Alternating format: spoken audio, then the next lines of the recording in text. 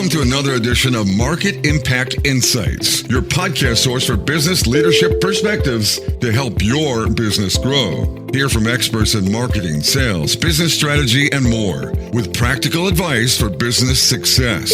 Make sure you won't miss the latest episodes by visiting marketimpactnow.com. Now, here's your host, Dan Albaum.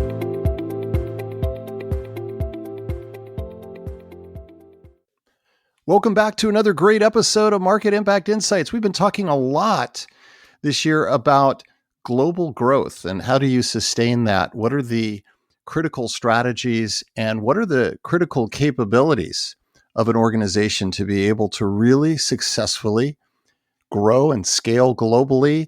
And it's certainly about process. It can be about technology, but it's also about leadership. And we're going to dive in and get some really interesting perspectives from Adam O'Connor, who is constantly thinking about global growth. He is a strategic leader.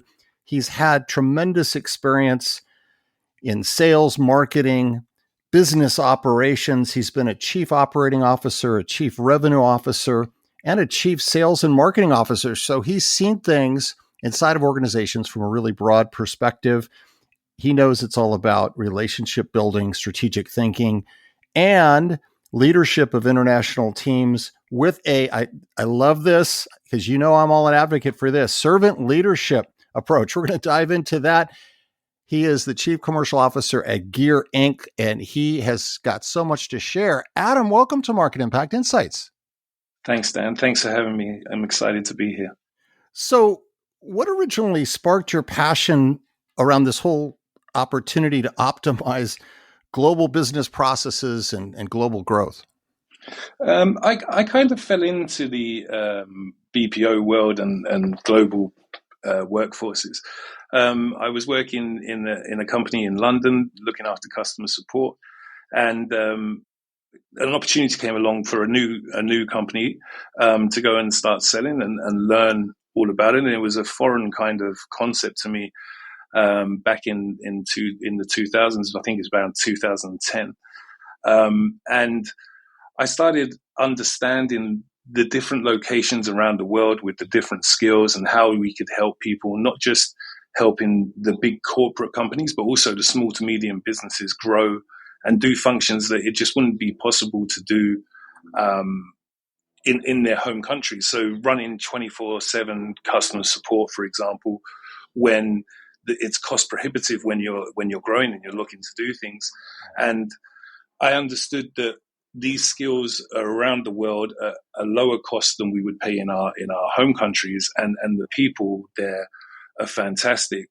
Then I had the chance to go out there to the Philippines to visit one of our operations for 3 months, and I ended up staying there for 12 years and seeing the impact that this has on the local communities abroad in some of the low-cost destinations really put in perspective the two sides of the coin and why it was so good for both sides. To give you some background, when I first got to the Philippines, we were paying people around about 4 times the national average to work in our BPO, and these people were skilled with skills that were fantastic that could translate over to many different companies in many different verticals. And they got a sense of pride for working for a company, and their pride would come from working with the end user rather than the BPO and who their customer was that they were providing support with, whether that be accounting work, customer service, development work, any of those things. If they were working for a company that was well known and world recognized, they would be really, really happy and would put the work ethic that I saw there was amazing and really put some of the work that I'd seen in the UK at that time to shame. So, and from there, I got really passionate about helping businesses lower their costs, extending their revenue, utilizing the skills that were abroad, bringing those in and allowing them to do things that they wouldn't be able to do in a normal circumstance if they were just having an in-house team, and learn a lot along the way as well, Dan. So, yeah. Yeah, it's so interesting. I've had many conversations with leaders that have, taken on global responsibility, and they actually relocated sometimes with their families to really live local, right? Maybe thinking globally, Absolutely. but then and do you feel like you're really immersing yourself in a culture different than that which you were raised and you were comfortable with, that was critical for you to be able to have the perspective that you do?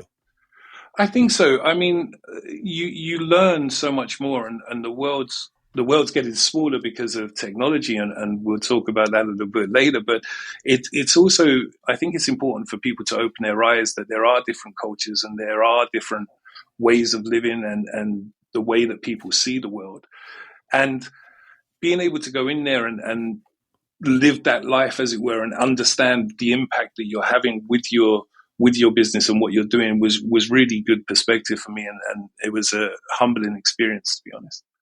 Yeah. And when you reflect back on your journey so far, what's been some of your biggest learning, and have there been surprises for you along the way?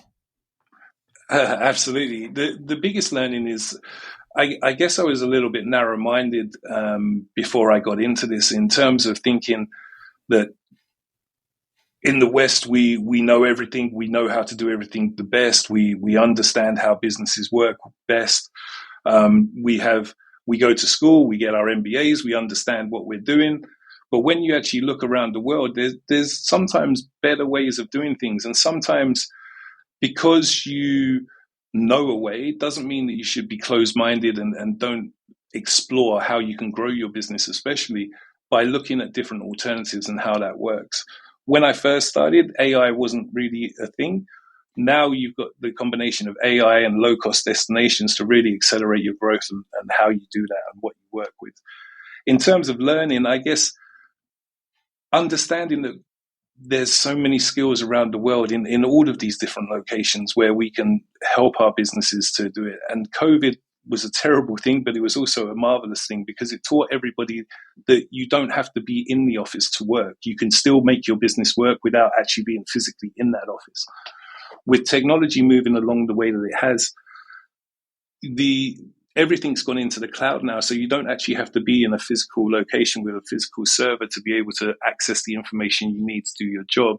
The next logical step is, okay, if that's the case, do I need the people to actually be in the office? And I understand the argument about teamwork, camaraderie, that kind of office culture that you have. But you can blend that with people around the world to be able to get the best out of you. And I learned how to do that, and the pitfalls and the best ways of doing that through a long time, as you touched upon before. Mm-hmm. Well, let's get into this because so many companies are trying to grow globally. What are some of the common misperceptions or the common mistakes that you see companies are making when they're trying to scale their global business operations? I guess the number one thing that I see is people think that, and it runs similar to with AI. They think that if you bring AI or you bring a company externally in to help you, that they're going to fix all of the issues you have with your processes and operations already.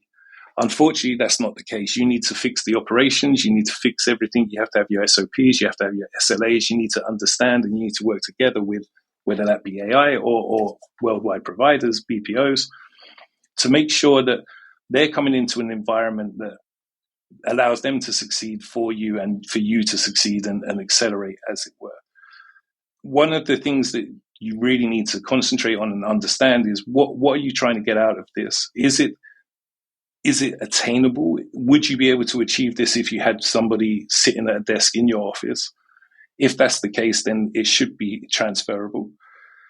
I would recommend that you always have the top line within your company. Don't try it if you're doing technical support. Don't try to take the whole technical support out of your business. Try and keep the top line of tech level 3, say, within your business to make sure that you keep that, and make sure that the knowledge transfer process works very well as well. So make sure that you're giving everybody the tools to succeed, the knowledge to succeed.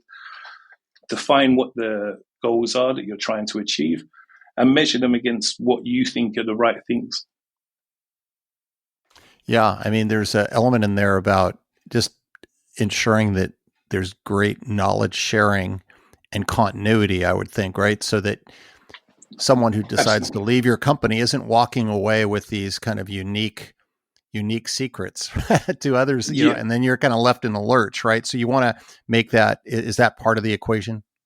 Absolutely, yeah. I mean, knowledge transfer, and I've seen some businesses more on the small to medium size than the global companies, where knowledge transfer is transferred from their local offices into some of the Philippines destinations, Thailand, all of these places, because the tenure of the staff in some of the low cost destinations is actually longer than the tenure of the staff in the home countries. So absolutely make sure that you're documenting everything, that you have a system in place, that all of that knowledge is kept, and you can access it as and when you need to. Mm-hmm. And something that I know you focus on quite a bit is content moderation. Why is that so critical in supporting the sustainable growth globally? Content moderation is really, really important. As we move into the digital world and everybody is online now, there's lots of different reasons why content moderation is so important. Protecting user safety and well-being is the number one. So shield people from any harmful content, whether that's hate speech, harassment, self-harm advocacy, anything like that, graphic violence or misinformation. It hurts the people who are seeing that, but it also ruins the overall tone within the community. So we protect people within that sense. And it also allows you to maintain trust.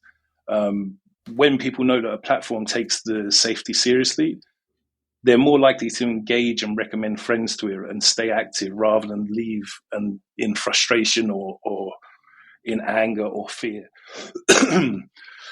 Also, you've got to ensure that your legal and regulatory compliance is in place as well. So the companies are going to avoid fines and shutdowns because of some of the stuff with illegal extremist content or child sexploitation content. So you need to make sure that all of these things are in place and make sure that you're navigating through those laws. You want to protect your brand reputation and the revenue that comes along with that brand reputation. So advertisers are much less likely to invest into a company that has a bad community going on. So make sure that you're looking after that. You want to build your community and scale that as well at the same time. So make sure that the moderation's helping to communicate what's acceptable, so people that are coming in understand your rules and your engagement. Drive the positive network effects. Make sure that the quality is more important and it keeps getting better. Reduce the churn of the users that you've got. And that's really what we're doing on the content moderation side. So, yeah, it seems like that's even more important as it seems like the divide that's happening even along political debate is just devolving into so much more personal exactly. kinds of attacks, right? It just feels like everything's been intensified, the heat's been turned up, 1,000 degrees from what it was even 5 or 10 years ago. Absolutely. And unfortunately, it's because you can almost be anonymous in some of these communities as well. So people tend to think that there's no comeback, even though we understand that they can be tracked by IP addresses and things like this. People seem to be completely different once there's no face to a name. They can make a username something different. They feel like there's no comeback. And a lot of the time, the people that are doing this are angry and frustrated at their voice not being heard in the real world, as it were. And so choose to go online and bully and harass and push. And just because somebody doesn't agree with your opinion, it doesn't give you the right to go and, advocate for them to take their own life and things like this. So that's something that's really come about. As you say, in the last 5 to 10 years, it's gotten worse as more platforms have come on board and as more people have become more aware of the internet and using different platforms and communities and things. It's something that we really have to have a look at and control. So, yeah, and it also seems like this whole brand reputation and monitoring, how that shaped and evolves in communities, that we're in an always on state. It's truly 24/7. And so that monitoring and, any sort of protection You can never really take a break from that, can you? No, absolutely. You need to monitor it 24/7. And again, using low cost destinations allows you to do that at a fraction of the cost, but also implementing AI and making that help you to evaluate the content that's going on there, whether that be speech, images, video, helps you to scale and keep that going 24/7 sort of scale as well. Well, let's jump in and talk about AI because everyone's talking about it. And how do you see it impacting how companies globally can drive their growth and connect in a more meaningful way with their audiences? Well, I'm a big AI advocate as well, but I think that AI works in conjunction with people to help companies. I think it makes people have access to information very quickly.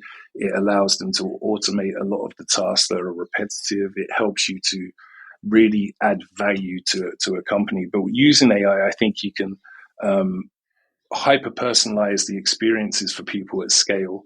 And it allows you to, have a look at things like browsing history, purchase behavior, social signals, that kind of stuff, which allows you to really personalize the experience of people. It as you touched upon just before, it allows you to do 24/7 support. It allows you to do 24/7 commerce. It really helps in that side of things with the large language models now. They can handle customer queries, help you when you're trying to buy something, all of that kind of stuff. And I guess with generative AI, you can spin up and copy social media visuals, videos, and all of that kind of stuff as well. So we're seeing, the same pictures and things like that coming out with different content on it. People are repeating some of the posts that come out, all of this kind of stuff. So, but on the other side, on the back end, should I say, it allows you for real-time insights and predictive analysis as well with the AI. It helps you with omni-channel orchestration, and with the AI, you can put in ethical guardrails and bias mitigation as well, which sometimes, as we touched upon earlier in the conversation, depending on the person who's trying to moderate or do things, their own biases can come into their decision making, and AI takes away that human element. So, mm-hmm. And it's come out a little bit too, though, that there's still a need to, the fact checking and the human element, right? You can't just literally take everything at face value that gets generated there. Absolutely, and we don't do that at all, and some of our customers don't do that. We have AI as a first line, but there has to be a human element double checking, not the work that the AI is doing, but the AI might. If I use content moderation as an example, it might pick a picture of a father and his son and flag that as child exploitation, and then a real person come in and see actually that's not. It's just a picture of a father and a son. We can use that. We can fix that. We can move along. Whereas if it was just left to AI, that person could be banned. They could be, reported. All of these things could happen. So you still need that human element. And there's been recently in the news, some companies have rolled back. They had rolled out AI first and completely taken AI over for their customer services. And they've rolled that back now to bring in the human element and actually got rid of the AI because of the impact it was having on their customers. So there definitely needs to be a blended approach. I don't think that AI is going to take everybody's jobs like some people are shouting, but what I think it will do is AI will help people achieve more within their jobs. And we'll see some of the people that are working in low-level jobs that they're scared that AI is going to take over, actually shifting their focus to train the AI models, to keep the AI models working well, and progress their own careers in that way. Yeah, so I guess it's really important if the first natural human reaction is fear and anxiety, it's okay, take a deep breath and go and embrace it. Don't try to run away from it, but learn more about AI and what it can mean in terms of your skill set and your job, because it could actually unlock a whole new opportunity for you to contribute in a different way.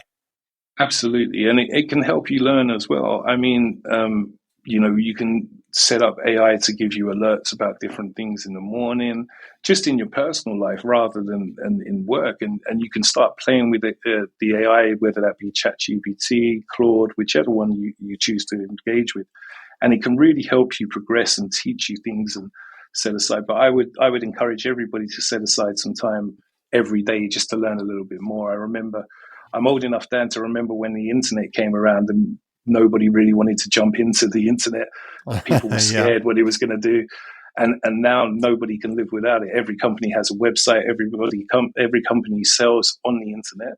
And the same thing is going to happen with AI. So I would encourage everybody to learn, understand its limitations at this moment in time. It's moving very fast, but it's also, we need to move with it rather than trying to be against it. And that would be my takeaway for it. Yeah, that makes a lot of sense. Of course, the speed of just the innovation, not just that innovation's happening, but it just seems the rate of the new innovation is so much quicker than it was even a decade ago. But I think innovation in itself has sped up so much in the last 80 years. You know, if you think about the moon landing to start with, where we were there, what the people were wearing, what we were doing, what the chips that drove the rockets were compared to what they're now, the mobile phone. I think everything in terms of technology is moving very, very fast. And I think everybody embraces it eventually, but it takes time for people, especially as we get older, to accept the new things that are coming in and not to be so wary of them. Yeah. Well, Adam, you've been in a number of different leadership roles. What do you think separates truly exceptional leadership from just good enough?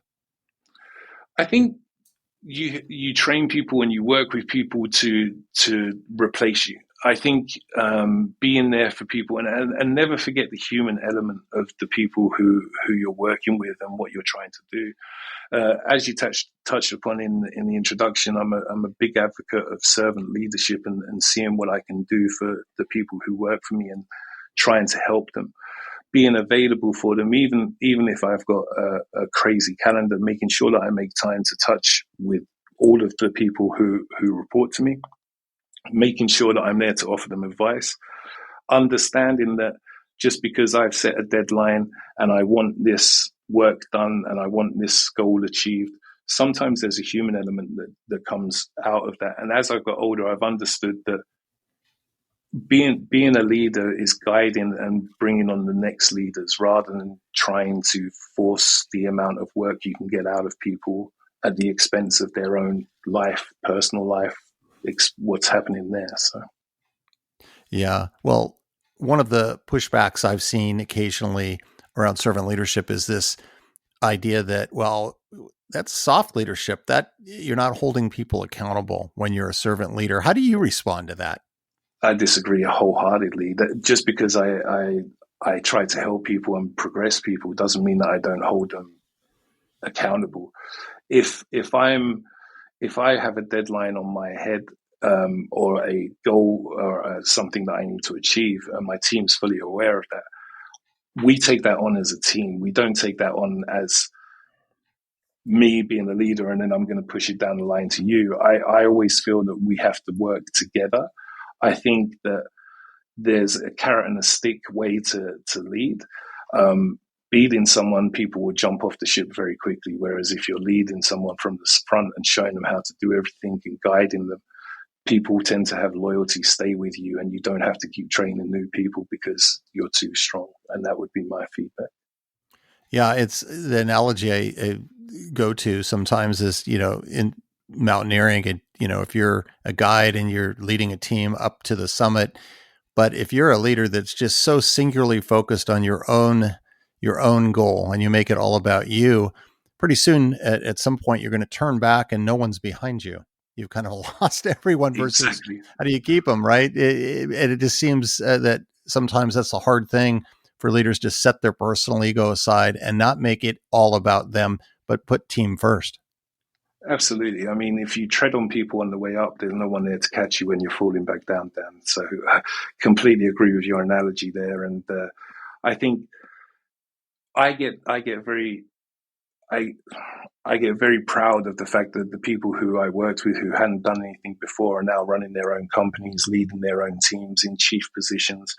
And when we started working together, we were working as a team, as we touched upon, but also transferring the skills, teaching them how to train people, teaching them how to work with people, teaching them that we might have some methodology that we can use within, whether that be sales or wherever we're doing it, and implementing that, but also working with it to make it work for you rather than being so strict that you have to do this in this way, and understanding that it can be fluid to make sure that everything works together and the people are happy.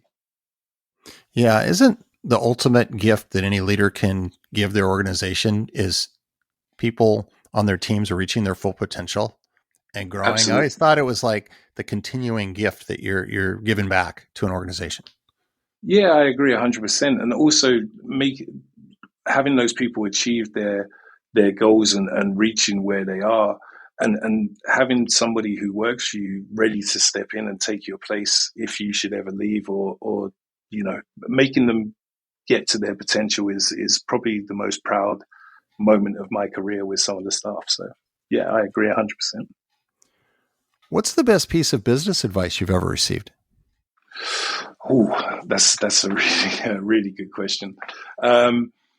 The best piece of business advice I ever received is listen. Too many people don't listen, and always listen more than you talk, because you can't learn if you're talking. So when I'm working in the sales industry, listen to your customers, understand the needs, come back with what they're looking for, a solution, rather than trying to force your solution on somebody where it doesn't really fit. Understand what the people are trying to achieve, work with that, come back with a solution for that problem. Also, again, going back to treat your people well, they'll treat your customers well, your customers will keep coming back. That's another piece of advice that I was given quite early on, and I tried to implement and has stood me in good stead. So, yeah, that makes so much sense. And, around the listening, of course, that's related to having a curiosity to ask questions so that you're in a position to listen. And isn't it funny just how a lot of times, people are out trying to interact or sense of what their customer needs, but they never take the time to intentionally ask the question and then actually actively listen to what that customer is saying. It seems simple, but it's hard, isn't it? Absolutely, and it comes down again with the selling. You might use a methodology, whether it be the Challenger methodology, spin selling, Medic. These are methodologies, but you don't have to use them in the sense of, right, you've got to do this, you've got to do this, you've got to do this. Pause, listen to who you're talking to, understand. But it also works then on your staff as well. Talk to your staff, listen to what they're saying to you and understand them. And that way you can bring them up to their full potential by understanding their challenges, understanding what they want to achieve. I mean, one of the things that I like to do when somebody new comes into the organization is to understand what their goals are, what they're trying to achieve, where do they see themselves in 5 years. If I could write any position for you right now, what would it be? Where's your passion? What do you do outside of work? Because by understanding all of those things, I can understand how to motivate them in the office and get the best out of them and help them achieve their potential. And it even extends into those regular one-on-ones you're having with your team members too, doesn't it? I mean, in terms of maybe starting out with just a question of just, how is your week going? And simple question, but a lot of times we want to just race in and start getting into, okay, let's go through the project list. Well, whoa. Why don't we just do a little bit of connection first? Yeah, absolutely. And you spend as much time with your work colleagues as you do with your family a lot of the time. So understanding what makes them tick, understanding how their weekend was, if they've got challenges, if they need some help, even personal advice, it brings that community, the team spirit a lot closer. And it's not about sharing that. And if they don't want to share that, that's absolutely fine. But if you can understand what challenges they're under, what they're trying to achieve, why they're trying to achieve it, and then you can implement ways to get them to where they want to be and help them get there. You're building a bond not just for the workplace, but for life and outside of that, and you can help everybody to achieve their goals. So, when you think about the future, Adam, what makes you optimistic? People's attitude, what we can do with AI, what we can do with technology, how we can, a rising tide can float all boats. And that's one of the things I always talk about with, global teams, global communities. If we can make it so that everybody is getting success and everybody is achieving what they want to, then I think that the world will be a better place. Trying to understand, I see things happening in the business world where lots of people are jumping feet first into AI 100% and then rolling back, as I talked about before. I think that we're going to get to an equilibrium where AI is supporting, helping, pushing people and making people better in their jobs, in their lives, and making life easy, because life's not always easy, Dan. Life can be hard, whether that be in the workplace or outside. And I think that technology, the way that it's heading, is going to make life a lot easier for a lot of people. I'm convinced that everyone is seeking that easy button. We just want, there's so much happening in the world today and so many reasons to feel overwhelmed. It's like, boy, if we could just find that magic easy button. Yeah, I'm not sure it's going to be an easy button. I think it's going to be easier, and I think it's going to help people to, if you think about the way that we can help people. I mean, how much would it be worth if we had AI that could look at people's posts on social media and understand when they're feeling down and when they're not feeling their best, and try and get some intervention? How great would it be if AI could help people with dementia and help them to all of these kind of use cases that people haven't really got to yet. I just think that technology will make our lives easier. It has made our lives easier. If you look back on the last 50 years, where we were to where we are now, and how many people manage to put their mobile phone down for 4 hours in a day rather than sitting there on their phone, kind of thing.